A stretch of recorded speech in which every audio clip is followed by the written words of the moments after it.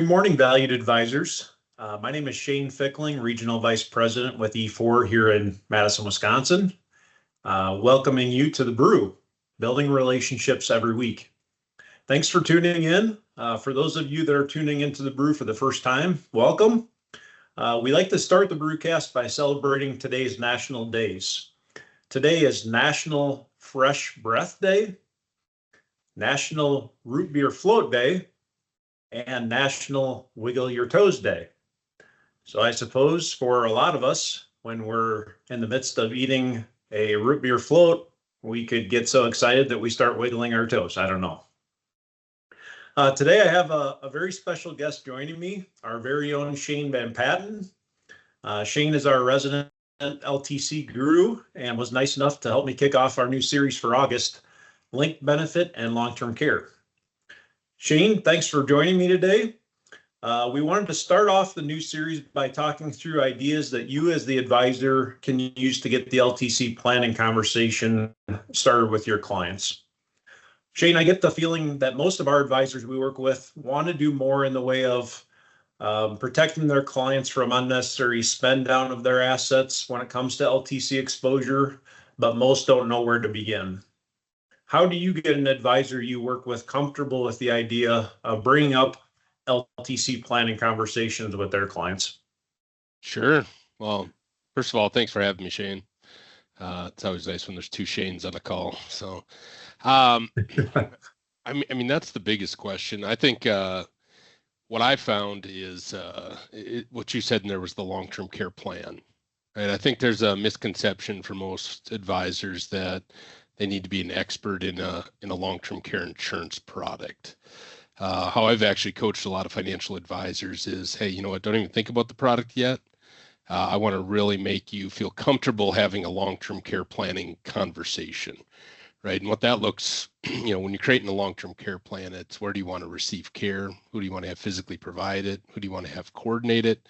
And finally, the last thing we kind of put in there is, how are we going to fund the plan? And yes, insurance is going to be one of those options if you can medically qualify, but you almost see a sense of relief when I tell advisors, hey, this isn't a product conversation. This is a planning conversation. I need you to go in there and have conversations like you're always having with their clients. This is just a new risk, right? One of the biggest potential monthly cash flow issues in retirements for your clients. They've probably gotten all other areas of the planning buttoned up. This is kind of the one last boogeyman in retirement that can really derail the plan. So hopefully that answers your question. Leading with the plan, having a conversation way before we bring any type of insurance discussion. Yeah, no, I appreciate that. That's very good. And I think it's probably a little bit more comfortable for the client to kind of go through that as an initial step and maybe identify some pain points that they've had within their own families and things like that before jumping into a product launch. For sure. I mean, again, based on my experience, like you got clients that don't want to talk about it, right? They want to brush this under the rug. But unfortunately, we also have a lot of financial advisors that proactively don't want to have these conversations with their clients either because they know they don't want to talk about it. What I'm really trying to push people is, look, somebody has to be the leader here, right? Somebody has to have the courage to start having these planning conversations.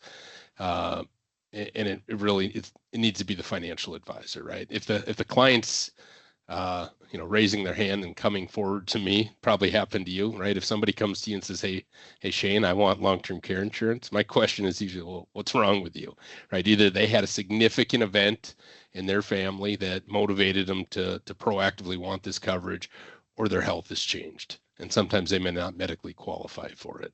So at that point, it might be a little too late. Might be a little too late. Exactly. So when you're talking with advisors, what in your mind do you consider to be an ideal client? As they're going through their grouping of clients, their book, and they have the ability to reach out to certain folks. From a traditional planning standpoint, where do you kind of advise them to start to look first? Sure. I mean, so I'll back. It could be a long answer, but it's everybody needs a plan, right? I think whether you're Medicaid likely, whether you're all the way to, ultra affluent and wealthy, and come up with it. You may not need the insurance, but you still need a plan. So I think everybody needs it, no matter what age. But if I were really to kind of highlight where I think the ideal client profile would probably fall somewhere between that 50 to 65. There's a couple of reasons for that. One, they're younger, they have better health typically. Even outside of age, I like to look at people that are probably almost within like that 5 to 10 years from retirement, especially within 5 years from retirement, because based on my experience, when I get a client who's 5 years from retirement, something changes, right? They are way more engaged in the planning process than they've ever been before. Any advisors who are watching this right now, you've probably seen it too, right? You get within 5 years of retirement. Yeah, we had annual reviews. They all went well. But now all of a sudden they're bringing you checklists. They're engaged in the process. What else do we need to do? And the reason for that is they see the light at the end of the tunnel. They see this retirement, that they've worked so long for coming to fruition, and they want to make sure things are in good order. Look, the long-term care conversation and creating a long-term care plan falls right into that. Let's add it to the checklist. Let's use their engagement to get into this planning conversation. That's a great point. I've found in my experience that there's a sweet spot between when the kids are out of college and when some of those bills go away, and prior to them not being able to qualify for options. For sure. So when the bills go away, especially if we're looking at long-term care insurance, yes, right? That's usually when we can redirect some of that freed up cash flow to offset into insurance or things like that. But creating the plan, right? I mean, we got to have the plan. Step one, step two is how do we fund the plan? So you can always start with the plan, at any age. In fact, I'm getting parents who are telling their children to get long-term care insurance. I had one individual who dad wrote a letter. He couldn't even call his son to tell him, but he wrote him a letter and said, hey, I want you to get long-term care insurance for you and your wife. I don't want you to go through what we're going through with your mom right now. That's great. That's super powerful. I mean, that is super powerful. Now, when we reviewed this individual, the thing that we had to look at all other areas of income protection before we even considered the long-term care. I think he was in his late 30s and he was underinsured for life insurance. He didn't have enough disability insurance in the event that he was sick or hurt and can't work type thing. But, once we're able to kind of get those to make sure he's taken care of, at that point, then we can get into a long-term care plan. And then we can really have conversations about how we can fund it. And when you're young, again, you can allocate a lot less money for some very meaningful and affordable insurance benefits, fund a plan later in life. Absolutely. With the tools that our advisors have access to in the E4 toolbox, which ones do you recommend that they, that they may not be aware of currently, but they could use to dig deeper into the planning process with their clients? Sure.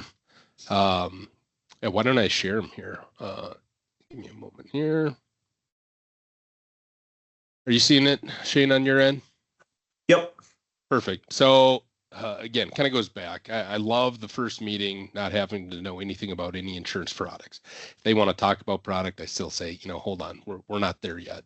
So I really like the idea of creating the plan first. We've created a worksheet called Creating Your Written Plan of Care. I use this. Sometimes I'll even send this out to clients as a prerequisite before we sit down and have a conversation. What that allows me to do is, the clients are basically drawing a line in the sand, and I can meet them where they're at, right, and help them kind of guide through the process. But some of the things I need to know from anybody is, have you had any experience with family or friends needing care? And why that's so important. Shane, I'll use you for example. If you came to me and we had a conversation and you said you had a personal experience, first thing I would do is ask you about it. Tell me what that care looked like. And usually after about 5 minutes, sometimes I should say mostly it's not a great experience, but I'd ask you, how do you want your plan to be any different? And most people will tell me, well, I don't want to be in that nursing home that my dad was in. Okay, it's important to keep you at home. I don't want my wife to physically care for me like my mother did for my father. okay, we want to protect your spouse, maybe even your children physically. And I want to make sure my wife can maintain lifestyle. So during that, okay, so it's important to protect financial lifestyle for the family. Uh, we can capture all of this right here. We can create a plan very easily based off the information or the experience that they have, because the question I ask is, how do you want your plan to be different, right? And they tell me these things. Do you believe you could live in your 80s, 90s, or longer? How does it affect your, you may not never need care, but if you did, how would it affect your family, emotionally, physically, financially? This is the one I usually don't get a lot of people that go too deep. But if they do, that's great. Again, I want a line in the sand. I want to meet them with where they're at. We might go through this in more detail. But here's really the plan of care, right? Where do you want to receive care? Right, you have home, assisted living, nursing home. I put other because the 20 years I've been in the industry, Vic, I know you can agree to this. Clients are creative, right? They can come up with all sorts of stuff. So I always leave an other. Who do you want to have physically provide the care? Who do you want to have coordinate it? How are you going to pay for it? Personal assets and income or long-term care insurance. There's other. I might get people that put Medicaid or Medicare. And then what other planning have you done, right? I mean, we're not planning in a vacuum. We're doing comprehensive planning here. So I need to understand, is there a living will? Is there a healthcare directive, a power of attorney? Are there any other trusts, right? This is estate planning. This is part of the estate planning. So we really want to, make sure that we're really doing that from a comprehensive standpoint. The other one is our long-term care pre-screen form. Right. I don't really need to go through this too much, but just know that we have a long-term care pre-screen form. I think it is so important. I tell every advisor that I support or any client that I work with, I need 2 silos of information. I need who you are as an individual, your health, your gender, medical history, kind of ties in with health. If I know all of that in silo 1 and silo 2 being, tell me about your net worth, right? What's that made up of? What's your income look like, your expense? When I have an idea of the potential source of funds that are available that we could use to fund a plan. So between your health, your age, your source of funds, if we want to look at insurance, between those 2 things, we can either say the full menu of products are available, or sometimes, there's only 1 or 2 products that might be available, and sometimes there's none at all. So that's kind of it. Now, the last one, and I realize I stopped sharing here, would be our long-term care analysis, right? Once we have a plan, right, want to remain safe at home, want to protect my spouse and children physically, let them supervise care, not physically provide care, and I want to maintain family's lifestyle during a long-term care event. How are we going to fund that, right? There's Medicare, there's Medicaid, there's self-pay, and there's long-term care insurance. Medicare and Medicaid aren't great solutions. There's really self-pay or long-term care insurance. This E4's proprietary long-term care analysis compares just that, self-paying versus various types of long-term care insurance. So we have a 5-page report, cover page just dedicated to who the client's name, who the advisor is. Page 2 gives a quick overview of, what is long-term care. Page 3 is the potential monthly cash flow issue or cost. In this case, it's for an 80-year-old requiring home health care for 4 years, so from 80 to 83.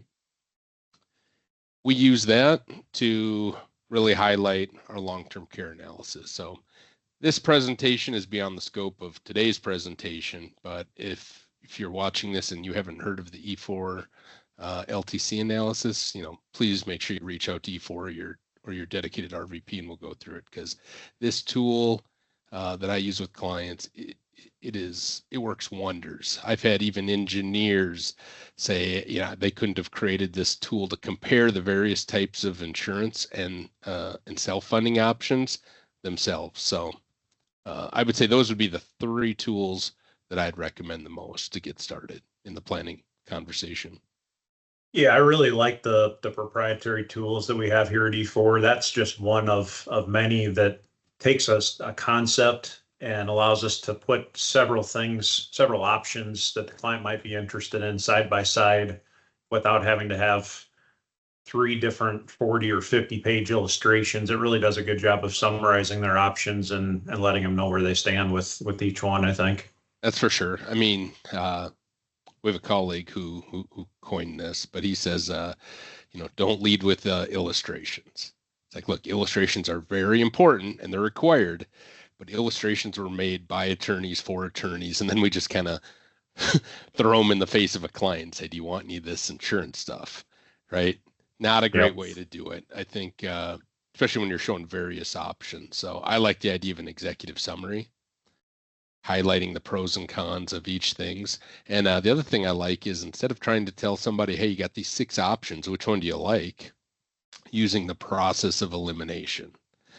I'm not even talking insurance. If you show anybody, if we want to go to a restaurant, you and I, Shane, today for lunch, right? And I give you 6 different restaurants to choose from, right? Your brain starts getting a little bit paralyzed as to, I don't know which one I want to do. Which one is the other Shane going to like?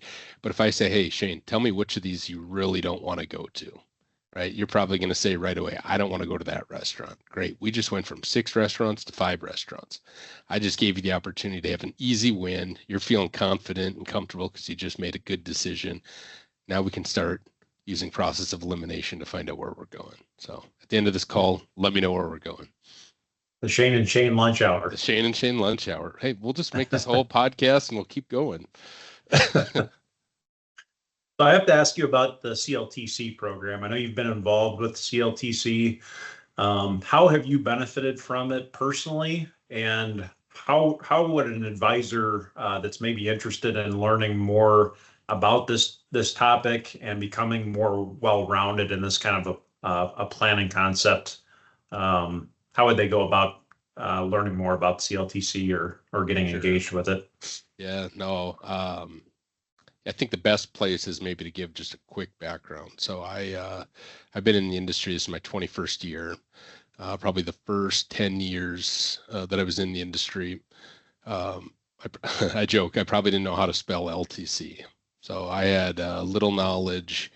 I was very uncomfortable with that type of planning, things of that. And probably like a lot of advisors, I thought I had to be an expert in the product and I was supposed to go to clients and talk to them about products. Well, I don't understand it. I'm not comfortable. I'm not going to do it. Unfortunately, I had both my parents in their 60s that required long-term care events or had long-term care events. Neither of them had a plan. Neither of them had insurance. It was very, very difficult situation for our family. So when I came out of that, I said, there's got to be a better way. That it's not about insurance. It's about creating plans, having conversations with your family. And that's when I got introduced to CLTC. So I took, I think it's a 16-hour commitment for the designation. So I had 16 hours of training. And then there was a final test, about 100 questions. And even when I was done and got the designation, they give you a book. I mean, it's a big book. And I read that thing cover to cover twice. And I mean, I really wanted to learn how to get all of this information just to how can I have a better an engaged and comfortable planning conversation with my clients around the topic of long-term care. And that's what I got from it, right? It was, I came out of there with education, which gave me confidence to now proactively go and talk to people, not about insurance, but about having a plan, about these real life events and how are we going to plan for it? Again, at the end of the day, long-term care event is simply a monthly cash flow issue in retirement. You have your income supporting your lifestyle, and all of a sudden now you have a new $8,000 a month gym membership, which is long-term care. How do you pay for that new $8,000 a month gym membership and maintain your family's lifestyle? That's very difficult for a lot of families, especially if you don't plan for it. So again, it was really the education gave me the confidence to plan, to proactively get through step 1. Step 2 is easy. And even if you never want to be the insurance product expert, we have tons of people here at E4 Insurance that are more than happy to help guide you and your clients through it. Right. So it's really having that planning conversation. But I'll tell you, that CLTC designation, I don't remember what I paid for. It wasn't a lot, but it was the best money I've spent. I got the best return on investment that I've ever had, because it not only helped me have better planning conversations with my clients about long-term care, it's helped me have better just conversations with them, whether it's about life insurance or disability insurance or estate planning or business succession planning, just planning in general. The CLTC has a motto. It's like the insurance product is not the plan. The insurance product pays for the plan. You have to become an expert and comfortable at planning for this before you even look at insurance. Definitely before you ever put an illustration in front of a client. And to answer the second part of your question would be, if they want more information, they can certainly go to the Certification of Long-Term Care website, CLTC website, or reach out to anybody at E4 Insurance, reach out to your dedicated RVP, or reach out to me directly. More than happy to help guide them. But that designation changed the way I view this industry and how I have conversations. Yeah, the way I look at it, you made yourself a much better resource to all of the advisors you work with. I'm constantly trying to figure out ways that I can, in a way, replicate myself with all the advisors and pass along some of the knowledge that I've gained and helping them with their practice and being a better resource to their clients. So it's kind of that. Absolutely. In a nutshell. So interestingly, we talked about the CLTC designation. I've had some fee-only advisors that can't even write insurance that have gone through and gotten their CLTC designation. People would be like, well, why would you do that?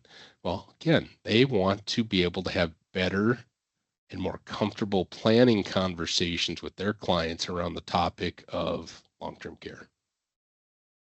So I would encourage that to anybody. That's become a step one expert, and step two, insurance just oftentimes falls into place because people realize that between self-paying and insurance that has leverage, tax efficiency, and predictability, if you can medically qualify, insurance is by far the most viable solution to fund their plan.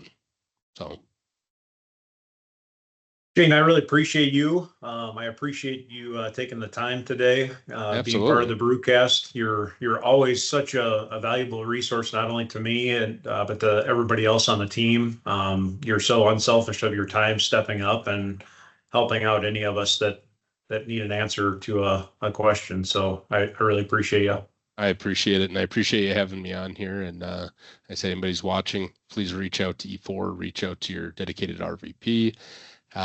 They all know where to find me. I'm more than happy to help, especially with this topic. When it hits close to home, it becomes very near and dear. And I want to kind of, like you mentioned, be a megaphone and help people have these conversations better. So E4 is here to help. Absolutely. So with that, as we wrap up, I want to remind everybody that today's brew and all of the brews for that matter are recorded and shared on our brew page on the E4 website at www.e4.insurance. And don't forget to subscribe to our YouTube channel to keep up with all of our brewcasts. They're released every Wednesday at 10 a.m. Central. Next week, I will have a live session with Heather Olson joining me. She's the regional sales director with One America, and we'll be talking about winning advisor strategies and must-know products that are relevant within the One America universe. Thanks everyone for tuning in today. Thank you, Shane, for taking your time to join as well.